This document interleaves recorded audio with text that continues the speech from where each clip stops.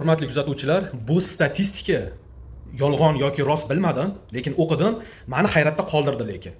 Qaranglar, O'rta Osiyo odamlari, Rossiya, O'rta Osiyo o'zimizga odamlar, endi Yevropani chet elda odamlariga qaranglar, har tomonlama farq qiladi-da, ham ko'rinishdan ular irikroq, rangi tiniq ularda, asablari joyida. Mana Amerikaga borganlar, Yevropaga borganlar buni juda ham yaxshi biladi.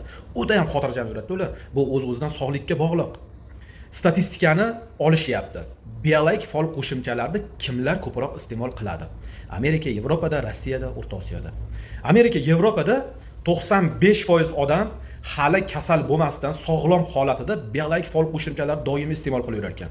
Faqatgina 5%igina kasal bo'lganda sintetika dorilar ichishdan o'rniga biologik faol qo'shimchalarni ichib, o'zini kasallikdan olib chiqar ekan.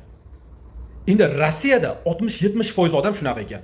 Sog'lom odam 60-70% odam hali sog'lom, kasal bo'lgani yo'q, lekin biologik faol qo'shimchani ichadi. 30-40% odam kasal holatida biologik faol qo'shimchalarni ichadi, sintetika ichmasligi uchun. O'zimizni O'zbekiston, Qirg'iziston, Tojikiston, Turkmanistonda 95% odam kasalligi uchun biologik faol qo'shimchani ichar ekan. Doktor yozib bergandir yoki kimdirda eshitgan, kasal bo'lgandan keyin ichar ekan 95% odam. Faqatgina 5% gina odam sog'lom holatida biologik faol qo'shimchalar ichib o'zini sog'ligini ushlab yurar ekan. Qachon odamlar ulgurdi bizda shunaqangi kasalliklarni orttirib olishlikka? Bunga sabab nima deb o'ylaysizlar? Qorni to'qlarni to'ydirib to'y qilishligimi? Yashamaydigan uylarni qurishligimi?